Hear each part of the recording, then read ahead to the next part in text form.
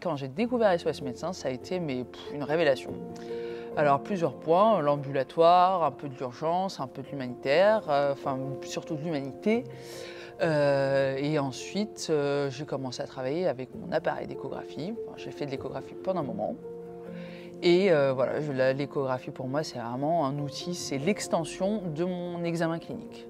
Alors, ma pratique au quotidien de l'échographie, c'est que je l'ai tout le temps sur moi. J'ai mon petit sac d'SOS Médecins, je vais chez les patients, je fais de la visite à domicile. Je l'utilise, je pense que dans une journée de 10 heures, je dois l'utiliser au moins entre 5 et 10 fois par jour au minimum. Certes, ça rallonge le temps de consultation, mais par contre, ça a un bénéfice, que ce soit pour moi en termes de compétences et pour le patient, ça n'a pas de prix, on ne peut pas mettre de valeur pécuniaire dessus. C'est pas très compliqué à utiliser, c'est très instinctif. Pour l'utilisation qu'on en fait en tant que médecin généraliste, c'est-à-dire du dépistage et pas du diagnostic, et vraiment on n'est pas radiologue, on ne se substitue pas au radiologue, c'est vraiment assez simple. C'est une formation c'est une acquisition de compétences très exponentielle, plus on en fait, meilleur on est.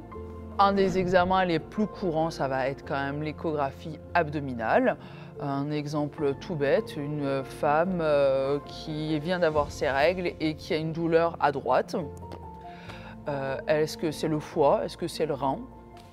On fait une bandelette urinaire, la bandelette urinaire, et il y a du sang. Peut-être que c'est ses règles, peut-être que c'est son rein. Point d'interrogation.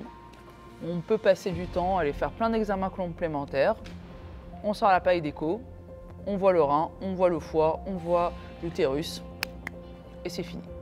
Un exemple aussi très simple, c'est pour l'échographie pulmonaire qui n'est pas très utilisée chez les radiologues et qu'on utilise à SOS Médecins. On se pose une question, on a de la fièvre, on tousse, ça vient d'où? On sort l'appareil d'échographie, la sonde plate, on a une réponse très rapide et totalement immédiate, contrairement à la radio ou les scanners. Et en pédiatrie, ça a une valeur mais totalement incroyable, que ce soit pour l'enfant, pour la maman, tout le monde est content, et aussi nous. Un exemple qui me vient à l'esprit, c'est pour tout ce qui est musculo-squelettique. Il est vrai qu'il y a certaines fractures, des toutes petites fractures qu'on peut voir à l'appareil d'échographie, qui ne sont pas forcément visibles à la radio.